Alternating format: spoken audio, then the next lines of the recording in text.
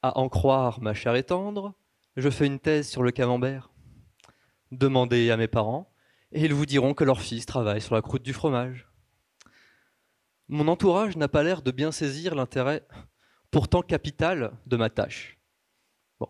Il est vrai que je travaille sur une bactérie utilisée pour fabriquer du fromage. Mais vous allez voir, ça en vaut clairement la peine. Son petit nom, Lactococcus lactis. Lactocoque pour les intimes. Cette inoffensive demoiselle se développe dans le lait et le transforme en fierté nationale. Malheureusement, rien n'est jamais si simple, et notre héroïne, telle Jeanne d'Arc face aux Anglais, œuvre sous la menace permanente de ses ennemis jurés, les virus, dont l'infection lui est fatale. Comme si l'humanité n'avait pas suffisamment de problèmes de pandémie virale. Et je sais pas pour vous, mais en ce qui me concerne, les ennemis de mes fromages sont aussi mes ennemis. Ma quête de thèse est donc de comprendre comment les virus parviennent à infecter lactocoque. Chez nous autres humains, quand on veut se mettre à l'aise et surtout à l'abri des envahisseurs, on construit des murs, voire même un château cossu avec un petit rempart. Eh bien, c'est exactement ce que fait lactocoque. Elle s'entoure d'un rempart. Cette muraille est constituée d'un ensemble précis de blocs qui forment la pellicule de polysaccharide, la PSP.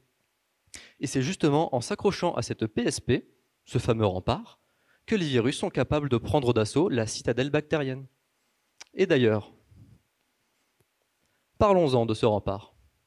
Il s'avère que la PSP est construite par une équipe de protéines.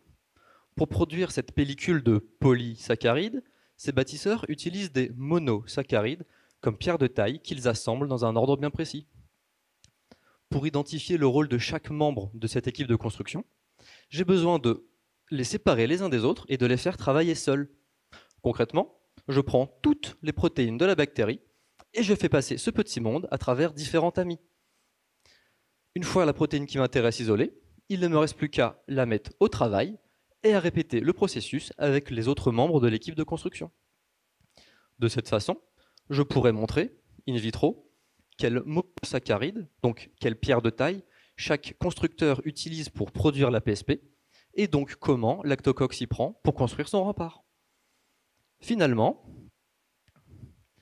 tout ce labeur pour produire des connaissances qui, je l'espère, permettront de protéger ces précieuses bactéries des virus, et donc notre cher terroir.